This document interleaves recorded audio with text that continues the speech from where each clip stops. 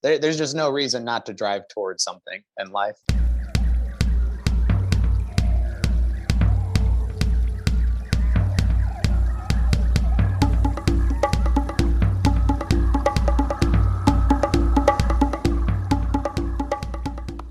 There is a storm coming, big time. His name is Storm. Welcome back to the Wild Business Growth Podcast. This is your place to hear from a new entrepreneur or innovator every single Wednesday morning who's turning wild ideas into wild growth. I'm your host, Max Branstetter, founder and podcast producer at MaxPodcasting. And you can email me at max@maxpodcasting.com to save time with your high-quality podcast. This is episode 141, and today's guest is Storm Anderson, as if he needed a last name. Storm is an incredibly fascinating person and entrepreneur who is the co-founder and partner at Kumo Partners. He also has invented Cavebox. He has many, many experiences in the entrepreneurial and tech space. And Storm and I go way back. I think we first met in finite math class freshman year at IU. He also happens to be from the same high school as my freshman year roommate, Christian. And where Storm and I really became tight was the summer after junior year, where we both had the same awesome internship at RAP down in Dallas, Texas. We were tasked with creating a millennial strategy for Brinker International, aka Chili's, and it was just an incredible summer, an incredible project, really, really cool internship.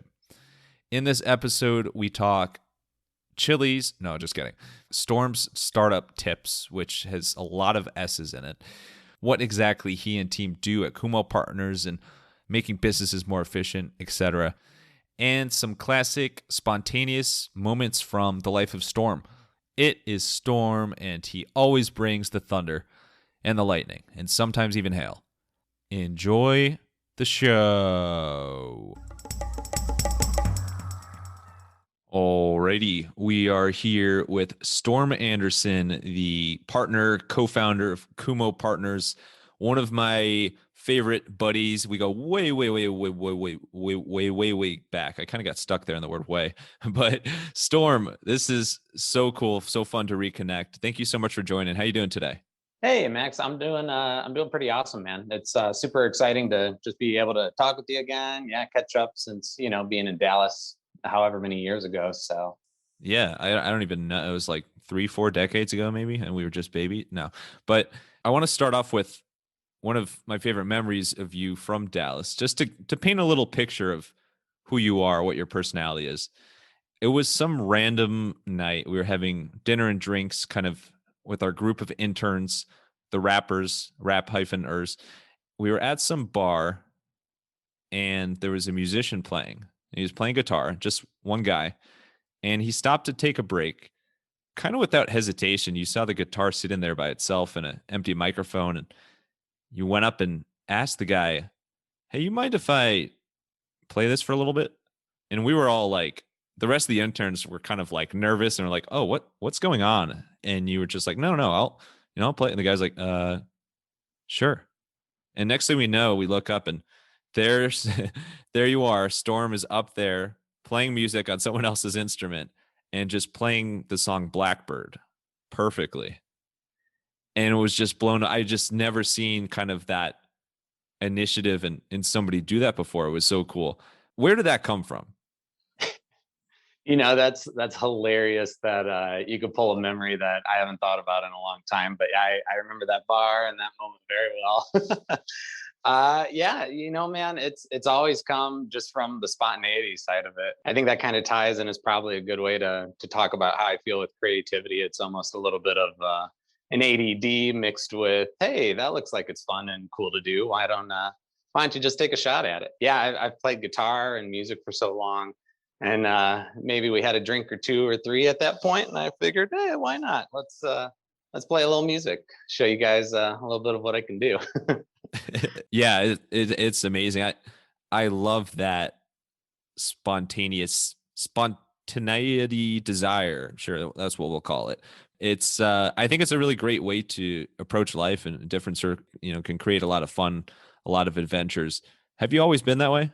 I think so. Yeah, I would say ever since I was a kid, I've always just tried to find things around me, or when I'd go to my dad's shops all the time with him when I was young, I'd just play with duct tape and paper and kind of just create stuff. It's I'd say it's always probably been in my bones to just find stuff around me and kind of mess around with it, see what it can do. What does playing with duct tape look like? I mean, I'm envisioning like a scene from The Mummy. I don't know if I ever got that far, but I'd create wallets, I'd create little houses, I'd create random notebooks of paper with more duct tape on it. I've gotten more creative with the duct tape, I'd say, but at the time I was just kind of building whatever came to mind. More Lego type building with duct tape, if you will. Lego duct tape and Legos. There's so many wonderful memories from that time. And we had met before, but we didn't really become friends until kind of that internship experience. And it was magical. And shout out our managing director at the time, Tracy Brown, who has also been on this podcast, CEO of the American Diabetes Association, back in episode 32, major throwback. Wonderful experience. And I could see at the time that you had such an interest in entrepreneurship and creativity, and that we'd get along great. And then fast forward, I think it was literally the next semester or two after that, that you had started Cavebox while at IU. How do you look back on the Cavebox experience? Yeah, it's funny you say that because especially with time now, it's interesting to think there seemed to be more time between rap and Cavebox, but really I think I'll give credit to the rap team where they really lit that fire under me, and then coming back senior year, going to IU for Cavebox, I was ready to hit the ground running with something creative like that. Cavebox was really that first bite into, hey, let's actually try and make something, and really try and turn it into a business model of sorts. That was my first experience into saying, how does something become more than just creative? Like I said, playing with duct tape, and now how do you generate revenue? How do you, start to bring in and consider costs and how you're going to turn that around? And I had a great partner that I was working with, Sam, at the time, who really was the one, I think, that kind of helped me. He was the one a little above me with the experience and understanding, and helped me kind of catch up to him. And it was a wild ride, man. Especially senior year, I was doing so many different things, trying to be a part of. I was leading the Entrepreneurship Club. I was trying to run a business. I was trying to also get a job, even though that was kind of backwards with what I was trying to do with Cavebox. That first step as a project of trying to run a business, that's where I just have such fond memories of it, even if it wasn't, the most profitable, and turning that into a recurring revenue, if you will. It was definitely the one where I was just like, all right, hey, here's everything around me, and I got someone I can partner with. Let's just do stuff. We were able to build a lot of traction around that. But of course, as much hype and excitement as you can get, there's still a lot to figure out from that cost and actually convincing people to buy your stuff. And I remember just how inspiring it was to see you and Sam and team literally, take this from idea to business while in college. And like, while, I was somebody who in the same boat as you, loved the CEO Collegiate Entrepreneurs Organization Club, and very busy applying for jobs as well. And the thought of like throwing a business into the mix, like your own business into the mix there, was just like mind blowing to me. I always thought it was so cool. For anybody who didn't attend IU at the same exact timing as us, what's kind of your one line explanation of what Cavebox delivered?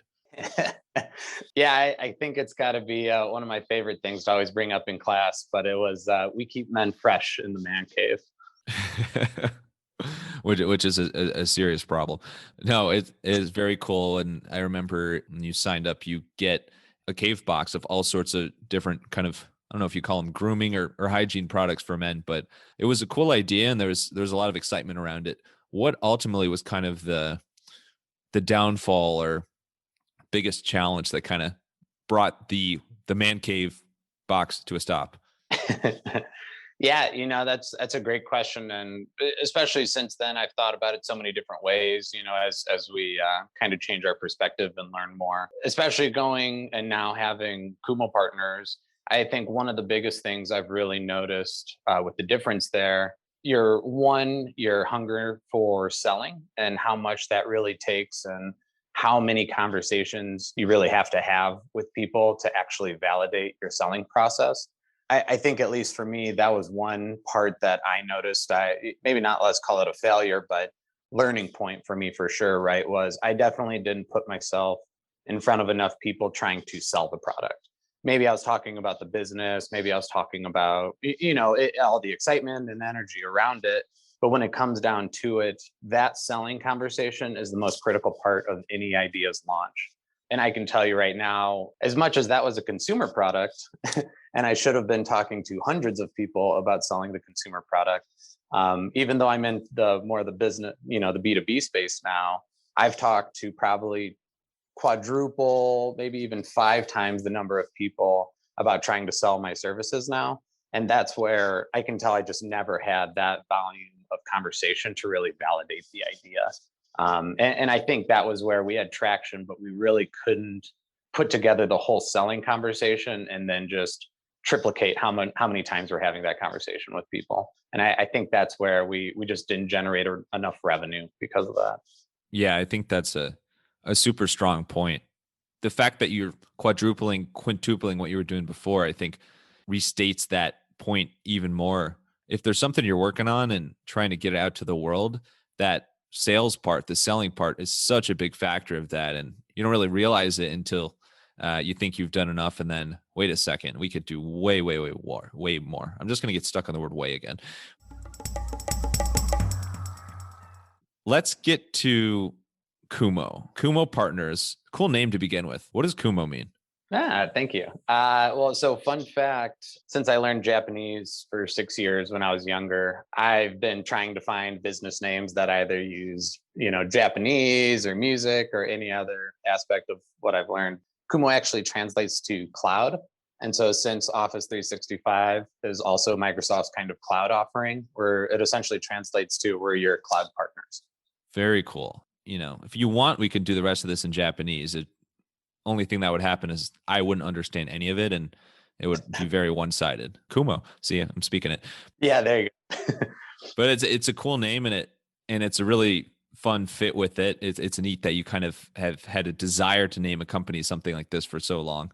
Where did this interest in the cloud, Microsoft's different products, where did this start to gain traction and become something that you're excited about? Yeah, that's a great question. And as I think it's quite frankly always been there. More than anything, it's the problem solving. And that's what I think I've really understood more and more, going from cave box where it's like, what am I selling? And that's where I learned and I could understand a consumer product and how we're trying to build that offering together. But really what's come together with Kumo, I would argue, is that more than anything, we've just learned a platform where we can be incredibly effective at problem solving for people. And that's when those conversations that I've talked about with selling, I've just had more and more conversations that really are just me talking with business owners I've worked with real estate agents now. I've worked with massive analytics companies that work for, the Fed and are doing a lot of work for them. Fortune 500 companies. Everyone has problems, especially business problems, right? No. We're all good. We're all good. And so that's really kind of what we've been able to validate, right? Is from the offering and the idea, we know really well how to help people solve their business problems. And more than anything, it's their process. And as much as we've worked with maybe not 100, but we've worked with so many different industries that have all these, abbreviations and terms. I've done this for a couple of years with a larger firm, and then we broke off. It's almost funny because over and over, you just realize that everyone kind of has the same processes. They just label things differently. But a lawyer is working with matters, a real estate agent is working with properties, a HR team is working with employees or resources in a big company. I've started to look past the abbreviations, and it's making me more and more, and my partners as well. We've just gotten better at understanding, hey, don't focus on the minute stuff. Let's really get down to the business problem that you have. And that's where it's just been growing, especially in this time frame. Really, we've been able to help people more and more with that. There's something to be said for helping out those in a number of different industries. I think having that variety, even if it's similar problems that you are solving and there's kind of the same mission behind everything, it is really cool to have variety and work with people in so many different sectors. I know that kind of naturally adds more life to it. For someone who's not familiar with Office 365, the Power Platforms, how would you kind of explain it in layman's terms of what you actually do with Kumo? Yeah, that's that's what the answer, and I guess the question we've been refining and practicing how to really answer that. But Here you go. No pressure. First in Japanese and then. but it's interesting because I've been following Microsoft, and I started at IU as an Excel nerd, right? And that's, I think, was my first step into the Microsoft space. And I don't think I've ever looked back since I realized Excel was my game. It's incredible to see how they've really evolved this idea of collaboration, people working with each other, trying to whether it's documents, Word file, Excel, PowerPoint, right? And so with Office 365, what they've been able to really do is, create a space and a platform for anyone from the smallest of businesses to, literally the Fortune 10. I think if I remember right, of the Fortune 500, it's almost like 90% now has adopted Office 365.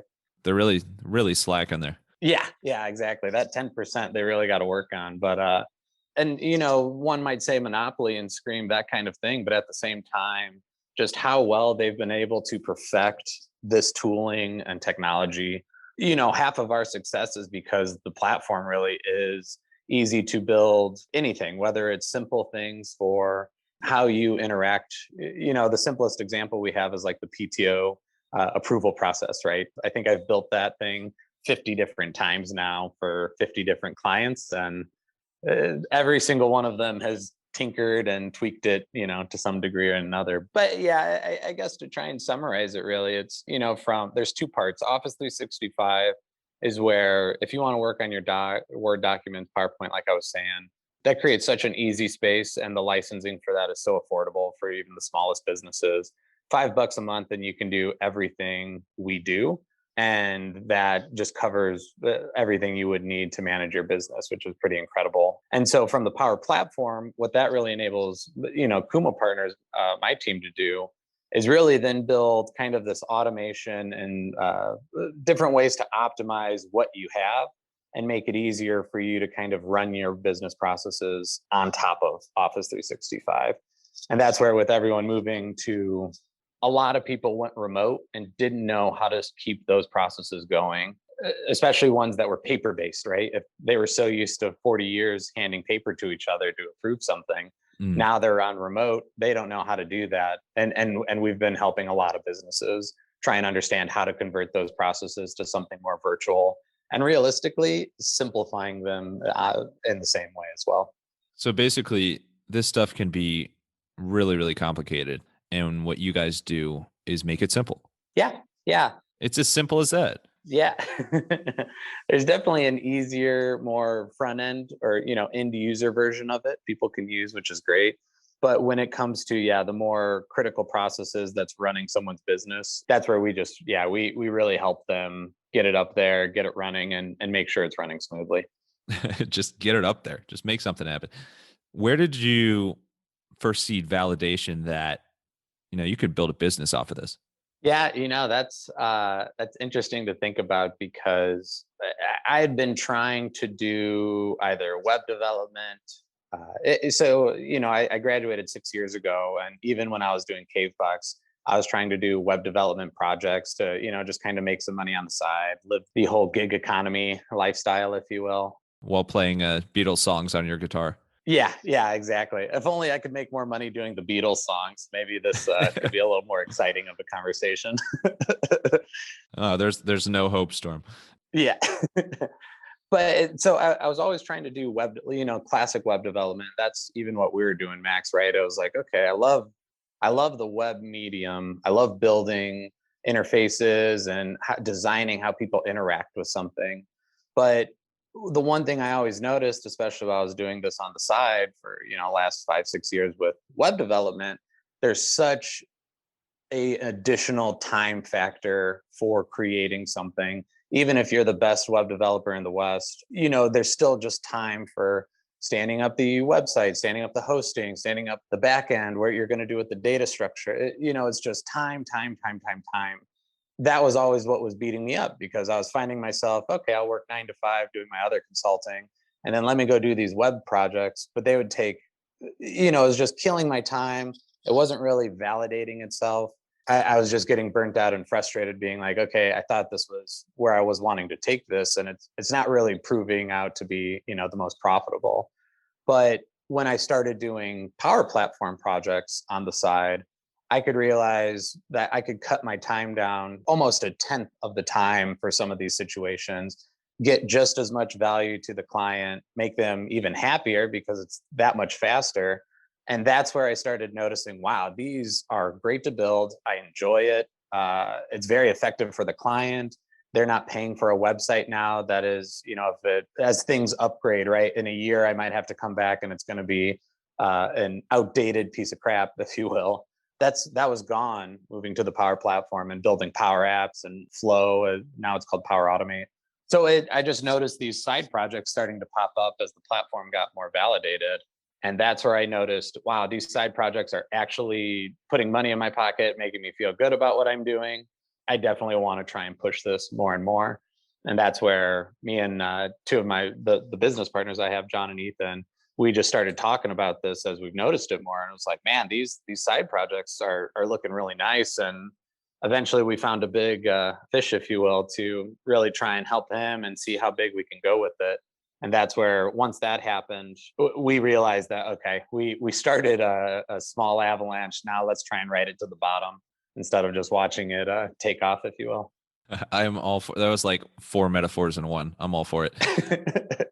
You got the big fish. What has been most helpful, looking back? I know it's early days of your company, but starting from nothing, what has been most helpful in getting more and more fish?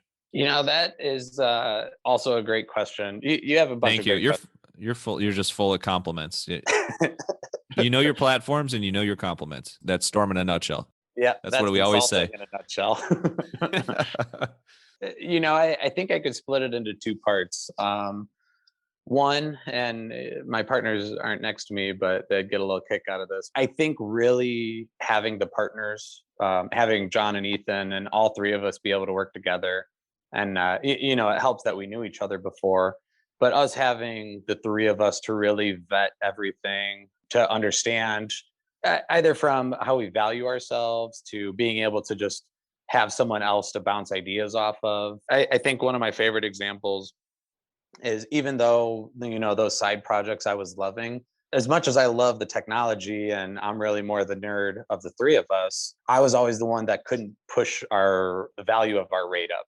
How could I charge for $40 an hour, right? Like, to me, that was just seeming so high for what we do. Ethan was really the one that would always help John and I, at least in the very beginning, be like, no, guys, look at the value we're offering.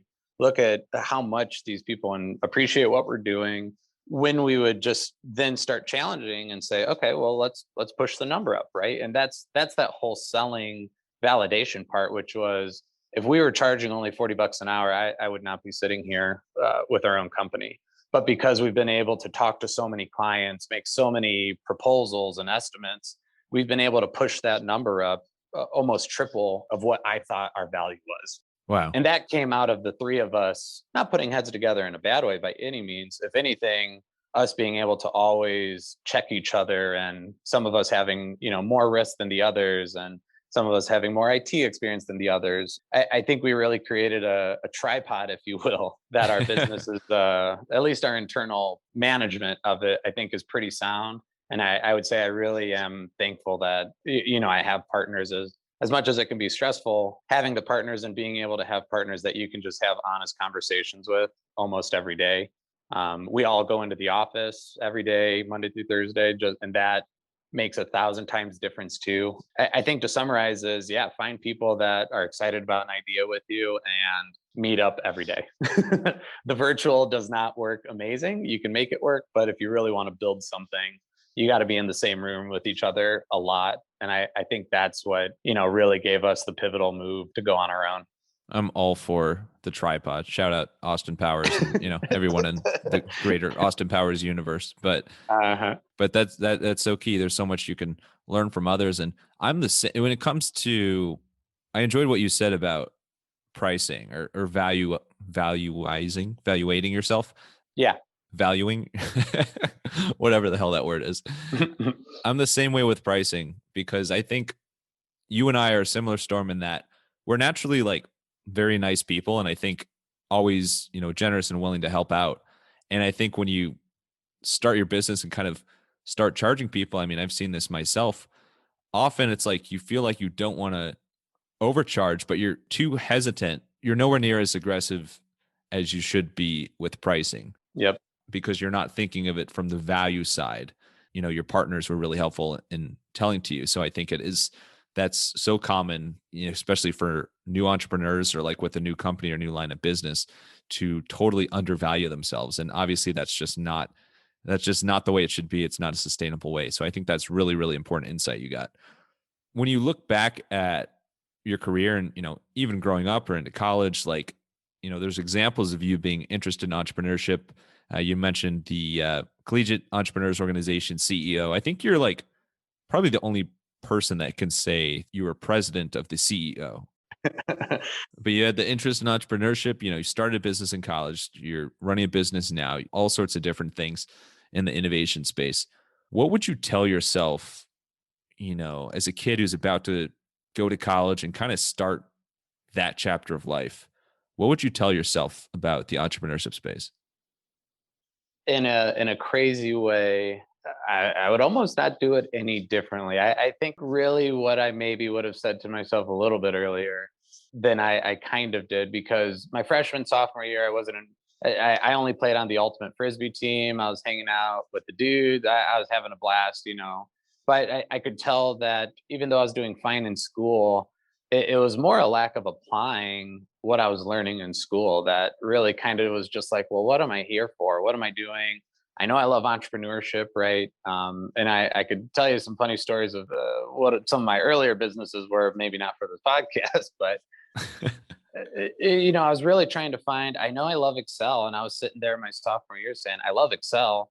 What the heck do I do with this? And so, thank God, I really got that rap experience, because working with the team there, working with Josh Phipps, who is just hands down one of the first best mentors I ever had for this. Yeah, He was really he's able to awesome. kind of give me the structure and kind of ideas of like, hey, there's a role and a position of someone who develops and builds ideas. And when he validated that there is a position or a skill set that does that, I think that's what really sunk it in for me. But going back to your question, I think I would say get involved earlier and get involved as in anything, something as fast as you can, because once I joined the tech management club my junior year, right as I started, that's where I could tell, okay, I want to do this. And as I got involved with other people, then that's when it opened up my network more. And then that's where by senior year, I was kind of leading 3 different organizations while running a business, while trying to graduate and get a job. And so maybe I wouldn't have squeezed that all so aggressively or so densely if maybe I tried to start that, maybe 2 years earlier. But yeah, I think it's just get involved, right, man? That's where you find the other people, and you start to find the business partners that you could start talking to ideas about. I think that's really it. Is don't be afraid to share your ideas, because the more I opened up, the more I realized and kind of found how to apply my skill set into the kind of role I wanted to be in. And then you finally opened up and shared your cave box with the world. Ooh, that got a little spicy. Whenever you're sharing something with the world, you want to make sure it's good quality. Same thing applies for your podcast. When you create a podcast for your brand, for your business, and get it out into the world, that quality is going to get noticed. That quality is going to make a difference, for better or for worse. If you want help creating the best quality podcast you can, but not spending all the seconds, minutes, I guess seconds again, creating that podcast behind the scenes, email me at max@maxpodcasting.com. I'll bring your podcast to life and we'll take a ton off your plate, a ton of the weight off your shoulders. Email me at max@maxpodcasting.com. Now, back to the storm, where we dig a little bit more into how he stays inspired and what you can do as well. Let's switch gears a little bit. Let's get to inspiration and creativity. would love to dive into people, hobbies, resources. Other than those you've already mentioned, are there any key business or entrepreneurship, thought-provoking inspirations in your life?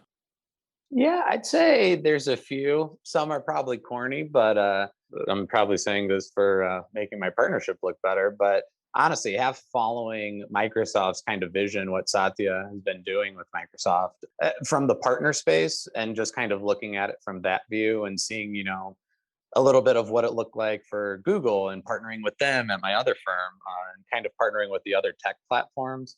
Microsoft has been doing such a sound job of really building this community feedback cycle of, hey, the platform's not doing this, or I would love if it does this.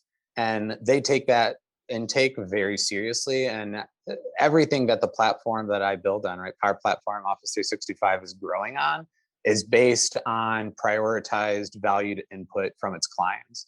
To me, that's consulting 101. And the fact that Microsoft has been able to build that into the platform that serves all the consultants and all the companies, you know what I mean? And they can make it as sound as it is. It's pretty impressive. Groups of people could come together to create such an offering. Like I said, my business is built on that. So it really kind of inspires me and makes me think that we're following the right path for how to structure ourselves. But outside of Microsoft, I'd say Elon is probably the other one who just doesn't let anything bother him. The SEC hates him, general half of the automobile industry hates him, but yet they can't stop him and he isn't bothered by it at all, right? He just loves his work, enjoys his work.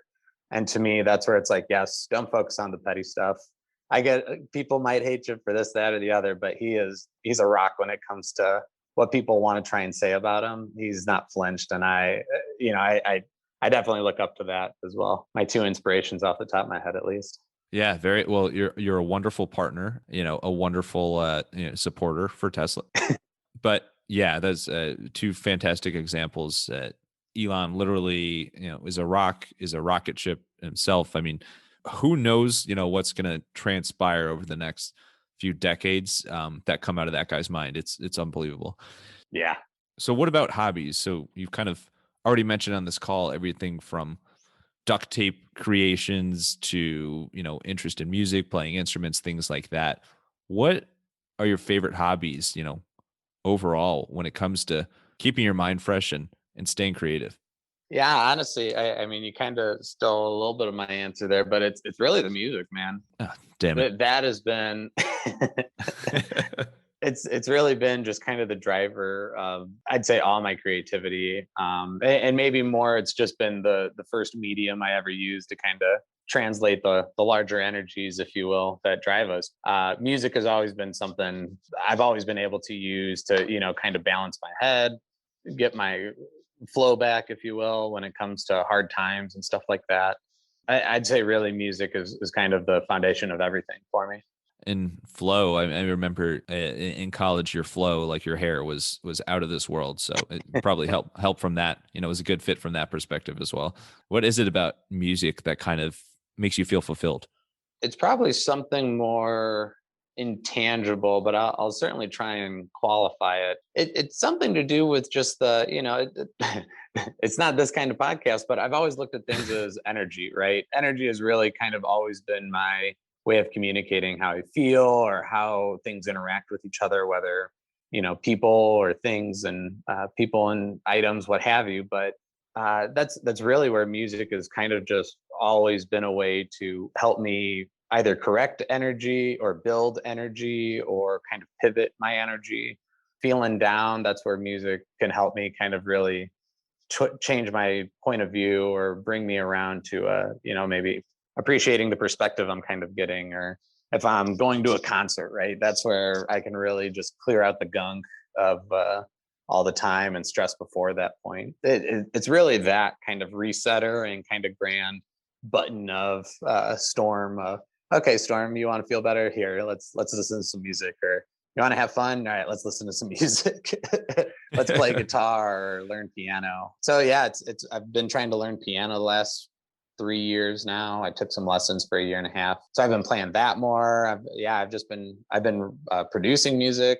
I was DJing with my buddy Ethan before COVID hit. We'd DJ on a boat during the summertime. So that's where music is always. If I could get back to that, that's when I'll be happy again. Storm, you should try out this music thing. I don't know if you've ever heard of it, but it's, it has pretty cool effects when you listen to it. I'm totally with you. I mean, you've obviously taken it to like a incredibly new level, like performing at parties on boats. I mean, I remember those Instagram stories and really cool videos. There is something so energizing about music, and you often forget, like I find myself forgetting, sometimes if I'm tired or like bogged down in a certain day and need a pick me up, dude, I should have been blasting music for the last hour. Yep. It has a great effect. And on the resources standpoint, I've noticed that as part of, being a Microsoft partner and as part of building your business, there's all these sort of tests and certifications that I'm sure have consumed your life, but you're knocking them out. How is that process of getting kind of more certifications, and I don't know if you want to call them accolades or whatever you want to call it, but getting those stamps of approval and learning, how's that been? It's been good. And honestly, it's definitely been tricky because part of the Power Apps, just the platform that I build on and the solutions that I build, half of it for me, as I talk about music, I didn't want to say building this stuff is also half of my hobby in life, but just building these kinds of apps and automations, that I can just flow with it, right? And so there's that flow word again. Yeah, exactly. Flow and energy is pretty much my life and how I think of everything. So, with the training and certification, it's definitely been tricky because trying to get back to studying, right? And like, what does that feel like after 6 years of not having to study a single thing? Oh my God. Yeah. My stomach just sunk. Oh yeah, I know. When I opened up the study book or the study thing, I just realized, I'm not a great reader in terms of that kind of learning. So, or at least I've been rusty on it, right? So it's been a little tricky. But yeah, being able to just kind of get through some of them has definitely built some confidence. Just the Microsoft partnership is a long path to, build up towards larger partnership, being a larger partner with them. There's some things, there's a long road we still have, but yeah, it's been exciting to try and at least get, some of the easy picking on the bottom for it to grow it. Again, like the best metaphor. You just speak in metaphors. The energy and flow of your metaphors is great. Speaking of Microsoft, you kind of alluded to this before, but I want to zone and focus in a little bit more. Let's get to a fan favorite segment called the Wild Business Shout Out of the Week. The Wild Business Shout Out of the Week. Yep. I know. Hey, can I join your band, man? No. Wild Business Shout Out of the Week. This is where we talk about a campaign or kind of marketing approach that is creative, caught our attention. What is it about Microsoft that just really, really resonates with you and helps you out so much as a partner company? Because as you build, actually maybe you don't know, but from a development standpoint, right? Odds are I don't know. when you're trying to build a system, whether small, medium, large, massive enterprise, right? There's just so much time and consideration in so many different ways, from the planning to the resourcing to what the heck you're even going to build it on. There's just so much thought, let alone in then optimization, right? So that's where, when I was talking about what Microsoft has really done with the Office 365 platform and really the Power Platform as well, is just build a very, very agile process for bringing in either new features, new functionality, improving things that might have worked very well 80% of the time. But it's that iterative cycle that I think really stands out to me, that you can just kind of see it as you start looking at the platform every day. You can see their incremental updates. And I think that's what the cool part is. It's not built one time and then, well, if you don't pay more money, then you're not getting anything. This is what you get. And then if you stop paying us, you lose all access to everything. Microsoft really doesn't push that route. And if anything, they're much more of, we want everyone to be able to use this at as low of a cost as possible.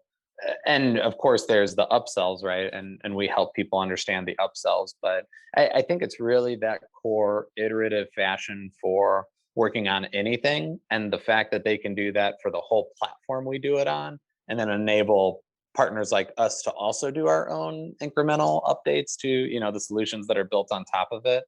It just seems like such a large orchestrated system of tens of thousands, hundreds of thousands of people that is actually handled, arguably pretty damn well. And so it's that agile fashion of development, just being incremental and not trying to plan, the whole ship on day one. It's, hey, let's get to the first thing that can show some value, and then let's just take incremental steps from there as it makes sense.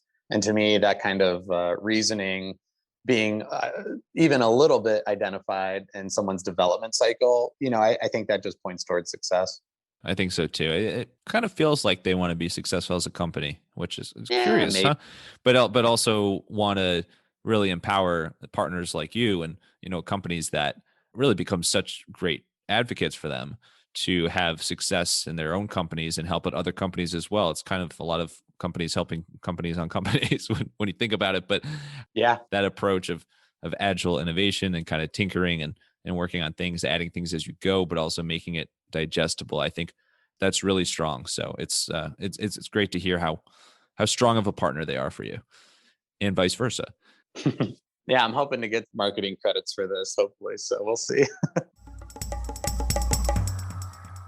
But let's get to the unusual. So pet peeves, quirks, weird talents. Start off with quirks. What is something family, friends, coworkers, all the above calls you out for that's a little quirky about your personality, but it's who you are? Storm's going to be Storm.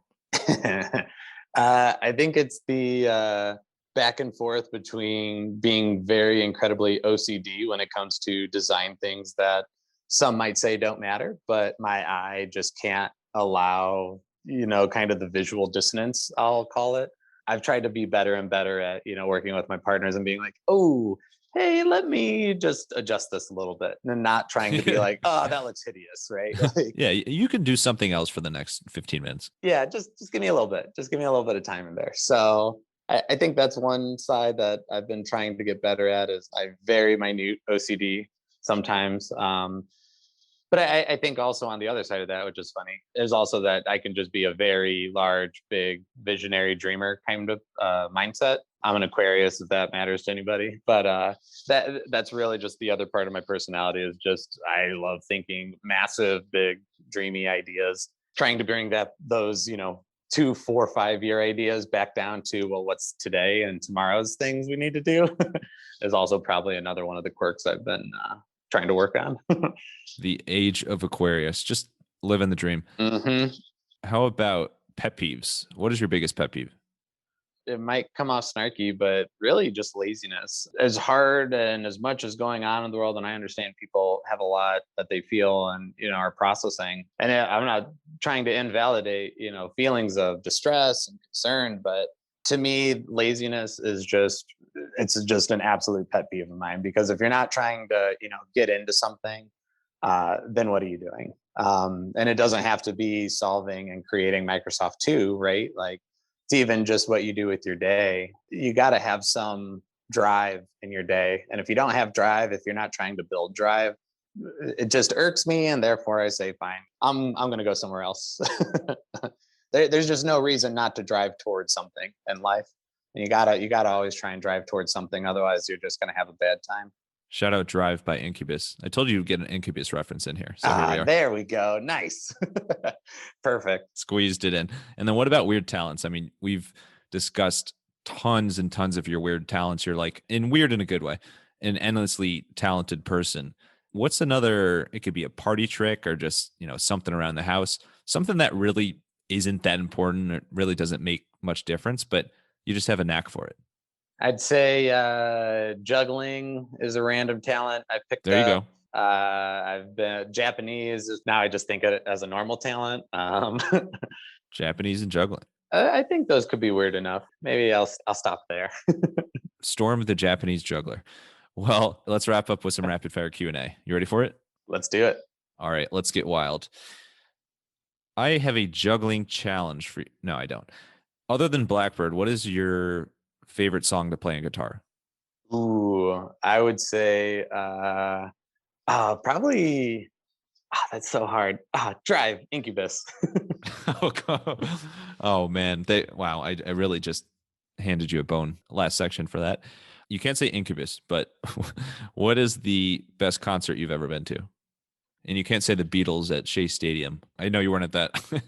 Yeah, I'd have to say I have two. My first concert I ever went to was when I was, I think, 13, and I went to see Elton John, and that was just incredible. My second favorite has got to be, there's almost a third. Second is Incubus when Light Grenades came Damn it. out back in like 2007. I know, I'll give you a third one, but going to the concert, being at the front row and just like pure moshy rowdiness, that was definitely one of my best. And then my third one would be Chance the Rapper when he played Lollapalooza probably 4 years ago. And just the amount of energy he was able to bring and how happy he was. And man, almost brings me to tears rethinking that one right now. Yeah, I can feel the range of emotion in your voice. But those are three awesome concerts, I'm sure, and each had, a different effect on you, but they all seem very fun. What is a quick tip you can share for ultimate frisbee? Because I mean, you were basically a pro at this. Yeah, I played ultimate frisbee a long time. I love shout out to the Hoosier Mamas at IU. They're my people. And just in general. Yeah, the trick for frisbee, I mean, man, you got to do a lot of running and a lot of sprints. And if you can do that, catching the frisbee, I mean, as important as that is, I mean, that's critical, of course, but like the sprinting and running is definitely I would hope so.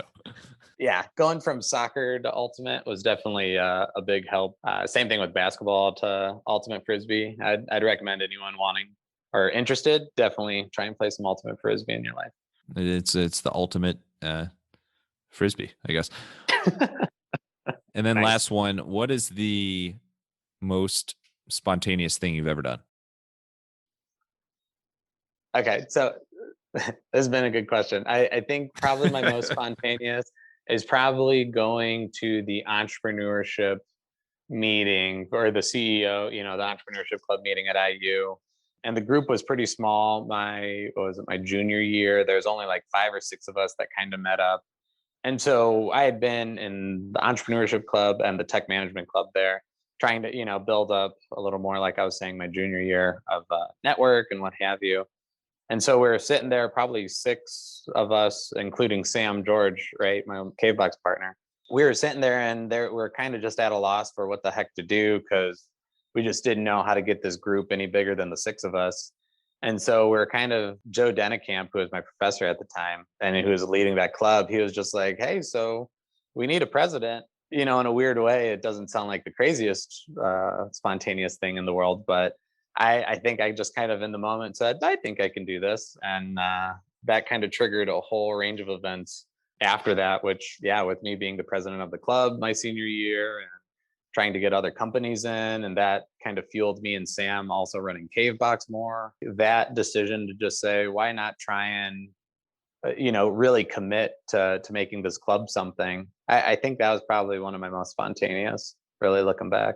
Yeah, shout out Professor Dennekamp. I remember the early days and him being involved in. I think by the time I joined, you were already president, so I wasn't in the early days, but it had already maybe a year after that had come a long way from kind of the 6 people sitting in a room that you talked about and really cool speakers that had coming in. So lots of great memories from that club.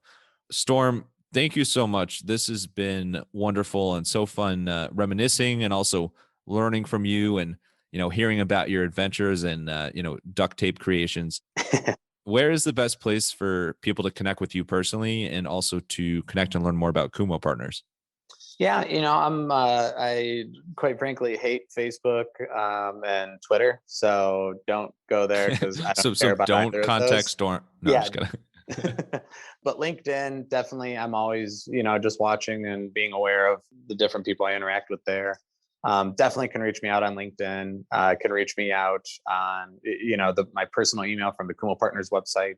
I'm always interested in talking with people, learning how can we help someone else and maybe partner with them or just referrals, right? I really love just kind of hearing people's businesses and seeing if we can help them or vice versa. So Perfect. Thank you. And last thing, final thoughts here. Stage is yours. It could be a quote, a line, a Japanese phrase, whatever you want. Send us off here. Out of the night that covers me, dark's the pit from soul to soul. I think whatever gods may be for my unconquerable soul. Out of the fall clutch of circumstance, I am bloodied but unbowed. Beyond, or here, I'll just give you the last part because I love it's the Invictus poem. It does not matter how straight the gate, how charged with punishment the scroll. I am the master of my fate. I am the captain of my soul. I love how Storm started reading the entire poem and then just said, screw it. Here's the Cliff's Notes. Thank you so much, Storm, for coming on the podcast, sharing your tips, your stories, your Beatles renditions. And thank you, wild listeners, for tuning in to another episode. If you want to hear more wild stories like this one, make sure to follow the Wild Business Growth Podcast on your favorite platform and tell a friend about the podcast. You can also find us on Good Pods, where you can find out what some really, really cool people are listening to, including yourself if you're on there. And for any help with podcast production, you can learn more at MaxPodcasting.com. Until next time, let your business run wild. Bring on the bongos!